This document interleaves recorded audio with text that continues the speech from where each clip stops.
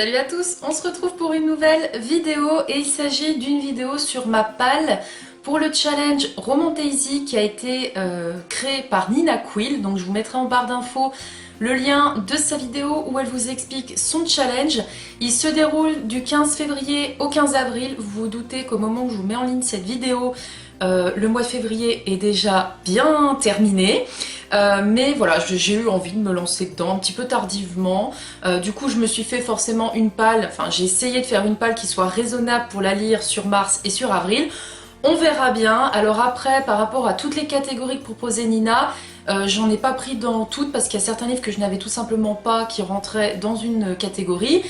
Mais de mémoire, je crois que j'en ai 3 ou 4, donc c'est déjà pas mal. Donc c'est parti, je vous présente tout de suite ma palle. Alors la première catégorie où j'ai trouvé 3 romans dedans, il s'agit de Enemies to Lovers, donc en gros des personnages qui sont ennemis et qui vont devenir amoureux. Alors le tout premier, qui est justement ma lecture en cours au moment où je vous parle.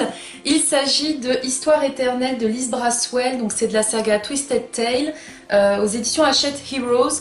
Pourquoi c'est parfait pour moi? Parce que, attendez, on est d'accord que la Belle et la Bête, au tout début, ne sont pas vraiment amis. Au contraire, la Bête est très dure avec Belle, Belle a du mal avec lui, et ils finissent par tomber amoureux. Alors ok, on est sur une réécriture de conte, c'est peut-être pas vraiment la même histoire pure et dure qu'on a dans les Disney, mais je me dis que ça rentre très bien dans le thème, hein. Voilà, on est quand même sur de la fantasy et on a de la romance. Et du coup, j'ai déjà lu 50 pages et mon petit marque-page en plus très parfait pour cette lecture.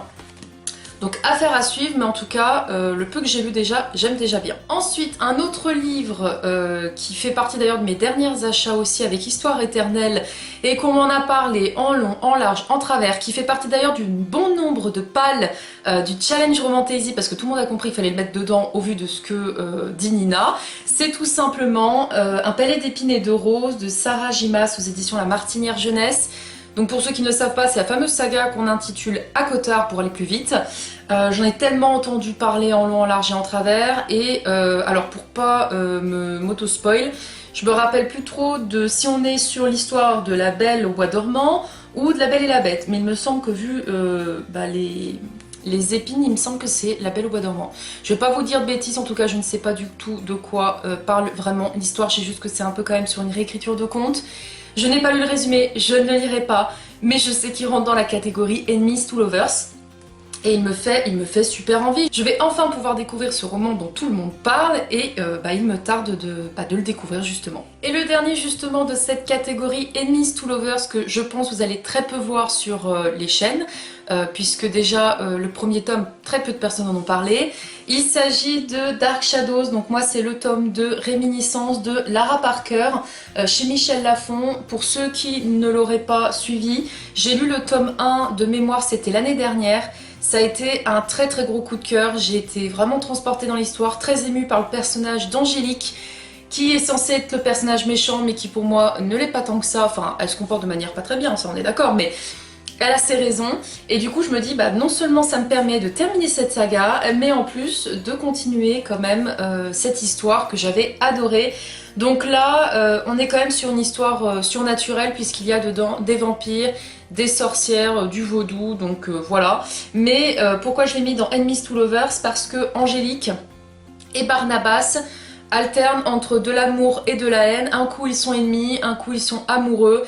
Il y a beaucoup d'allers-retours dans leurs émotions à ce niveau-là. Donc pour moi cette histoire rentrait parfaitement dans la catégorie Enemies to Lovers. Et si jamais vous avez vu le film Dark Shadows, s'il vous plaît lisez les romans, parce que vraiment le film est tourné à la comédie alors que l'histoire est vraiment profonde et intéressante. Et si jamais d'ailleurs vous voulez avoir mon avis sur le tome 1 versus le film, je vous mettrai le lien de ma vidéo en barre d'infos. On passe maintenant à une autre catégorie, donc la catégorie vampire, loup-garou et witch, donc sorcière. Alors là, j'en ai sélectionné 2, dont un où c'est tout simplement Fanny qui va être ravie, puisque depuis le temps qu'elle me tanne avec ça, alors que j'ai le tome 2 et 3 dans ma palle et je ne sais pas pourquoi j'ai toujours pas continué.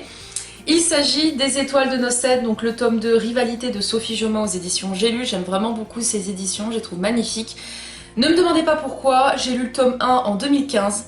Ouais, vous rêvez pas, en 2015. Ça avait été un coup de cœur. J'avais acheté dans la foulée le tome 2 et le tome 3 et je ne sais pas pourquoi, depuis tout ce temps, Ils dorment dans ma palle et je m'en sépare pas puisque j'ai eu un coup de cœur pour le premier tome, donc je sais très bien que la suite va me plaire. Mais allez savoir pourquoi, je ne me lance pas, je n'avance pas du tout dans cette saga, je ne sais pas pourquoi. Donc là je me suis dit, parfait, merci Nina, ça va être l'occasion que je sorte, ça va être l'occasion que je lise. Donc lui c'est sûr que je me le challenge de le lire parce que j'ai le tome 3 en plus dans ma palle et ça serait bien que je m'achète du coup le tome 4 et le tome 5.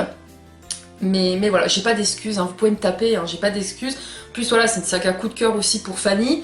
Et je ne la lis pas, je ne sais pas pourquoi. Donc là on est sur une histoire de loup-garou pour ceux qui ne connaissent pas et franchement beaucoup l'avaient comparé, c'est vrai, cette histoire à Twilight et pour moi pas du tout, il y a quand même beaucoup de choses différentes et je trouvais même que les réactions des personnages étaient beaucoup plus matures que dans Twilight, donc franchement j'ai un très très bon souvenir de ce premier tome. Si je vous retrouve ma vidéo où j'en parlais, je vous la mettrai en barre d'infos, mais sinon je vous mettrai quand même ma chronique en barre d'infos parce que le premier tome avait été vraiment un très gros coup de cœur. Et enfin, le deuxième livre que j'ai mis dans cette catégorie, c'est tout simplement The Immortal Instruments. Le tome 4, La Cité des Anges Déchus de Cassandra Clare aux éditions PKJ. J'ai lu le tome 3 l'année dernière que j'ai adoré. C'est vraiment une saga où je trouve que les tomes montent crescendo pour moi au niveau des coups de cœur. Voilà, le tome 1 j'avais adoré, le tome 2 j'avais encore plus adoré que le tome 1. Et alors le tome 3, mais ça a été un coup de cœur tout simplement. Il se passe tellement de choses dans cette saga. Là, pour ceux qui veulent savoir pourquoi je les mets dans cette catégorie, c'est parce qu'effectivement, on a beaucoup de créatures surnaturelles, on a des chasseurs d'ombre, on a des vampires, on a des loups-garous, on a de tout. Donc si vous voulez mettre ce roman dans ce challenge, il est parfait également. En plus, alors moi c'est vrai que j'avais acheté, il était en très bon état, je me demande si je l'avais pas pris neuf, parce que je me dis il est super bien quand même. Et il me restera du coup le tome 5 et 6 à acheter, que je suis en train de me guetter d'ailleurs, parce que j'aime bien quand j'avance dans une saga, c'est tout de suite d'avoir le tome suivant dans ma palle, au cas où, sait-on jamais, même si ça ne m'arrive jamais, que j'ai envie de me jeter sur la suite. Hein, faut mieux anticiper au cas où ce genre de choses, hein, pour éviter tout problème, mais du coup bah là j'ai plus de Mortal Instruments dans ma palle, hein, donc va falloir quand même que je m'achète le 5 et 6. Mais j'ai vraiment adoré cette saga. Pour ceux qui ne le savent pas, j'avais hésité à m'acheter les autres sagas un peu en lien avec The Mortal Instruments qu'a fait Cassandra Clare, mais à la longue je commençais à me dire que non, parce que mine de rien oui c'est le même univers, mais c'est plus les mêmes personnages. Moi j'ai adoré les personnages de cette saga là, donc j'aurais du mal je pense à vraiment adorer les autres. Puisque quand on est attaché à des personnages qu'on suit quand même pendant 6 tomes, c'est compliqué de rester dans cet univers et de ne plus les avoir. Voilà, en tout cas pour moi. Donc je pense vraiment que je m'arrêterai juste sur cette saga-là pour The Immortal Instruments et que je n'irai pas les autres tomes. Ce tome-là, il n'est pas trop énorme, il devrait se lire assez rapidement. Donc j'ai hâte de me replonger dedans parce qu'à chaque fois, je passe un excellent moment de lecture. Dans la catégorie livre avec une carte au début, je me suis pris... Alors en général, je le lis plutôt en fin d'année pour le Pumpkin Autumn Challenge. Mais là, je me dis, allez, c'est l'occasion de le sortir et comme ça, c'est pareil, il faut que je m'achète le tome 4. Il s'agit de Le Pays des Contes, donc c'est L'éveil du dragon de Chris Colfer aux éditions Michel Lafon.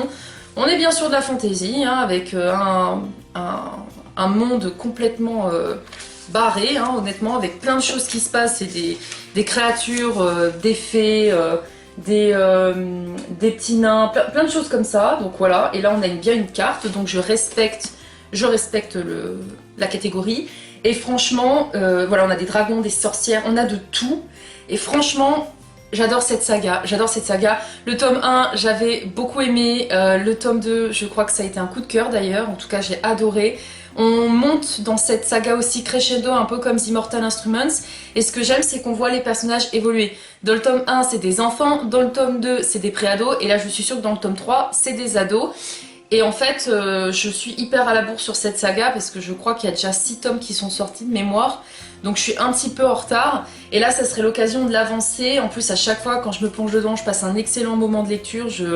J'adore retrouver les personnages. On a en plus tout le temps, en début de chapitre, des petites illustrations. Donc vraiment, il est génial. Si vous adorez les réécritures de contes et même les livres qui font penser un peu à Disney. Je vous avais fait d'ailleurs une vidéo sur les livres qui me font penser à Disney, je vous la mettrai en barre d'infos si jamais vous êtes comme moi un fan de Disney. Lui il rentrait parfaitement dedans. Donc pareil, l'occasion de le lire et de me procurer le tome 4 pour me le mettre dans ma palle en sécurité. Et enfin la dernière catégorie que j'ai sélectionnée, c'est favori d'une booktubeuse ou d'un booktubeur.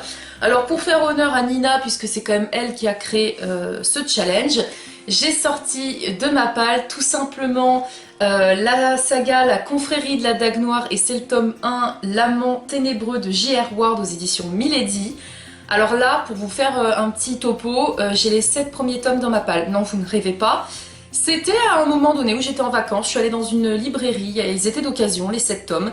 Et allez savoir pourquoi, je me suis même pas posé de questions, j'étais en plein dans ma période La Meute du Phénix où je dévorais cette saga et que je me suis dit il me faut de la bitlite, il me faut de la bitlite, il me faut de la bitlite. Et du coup, j'ai acheté les 7 tomes et j'ai jamais lu le premier. Donc ça remonte, hein, je crois que ça fait au moins bien 3-4 ans qu'ils sont dans ma palle, donc ça commence à faire. Donc je me dis que ça serait l'occasion de me lancer dans cette palle et de faire honneur à Nina, puisque Nina a adoré cette saga. Elle en a parlé très souvent, hein, déjà dans ses vidéos sur ses bitlits préférés, et je crois qu'elle a lu encore récemment un autre tome de cette saga, donc je me dis, bah voilà, autant parler de Nina vu que c'est elle qui a fait le challenge, et de lire un livre qu'elle recommande chaudement, même si elle recommande aussi ACOTAR, hein, donc celui-ci aurait très bien pu faire l'affaire aussi.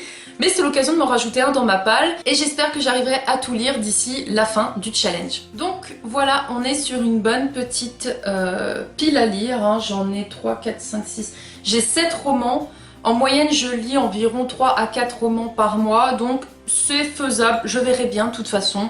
Je me mets pas la pression, mais ça me fait déjà des belles petites lectures pour ces 2 mois à venir. Cette vidéo est maintenant terminée, j'espère qu'elle vous aura plu. N'hésitez pas à me dire du coup si parmi les livres que je vous ai présentés, il y en a que vous avez lus et de me donner votre avis du coup si vous les avez appréciés ou non. De me dire si vous participez aussi au challenge, n'hésitez pas à mettre en commentaire votre palle ou même le lien de votre vidéo vers votre palle parce que j'aime bien regarder les palles des autres, hein, ça permet de se donner des idées entre nous ou même de découvrir d'autres romans qu'on n'avait pas pensé. Comme toujours, n'hésitez pas à vous abonner à la chaîne si ce n'est pas déjà fait, à mettre un petit pouce bleu parce que ça encourage toujours fortement et à commenter parce que j'adore échanger avec vous et je vous dis à très vite pour de prochaines vidéos. Salut!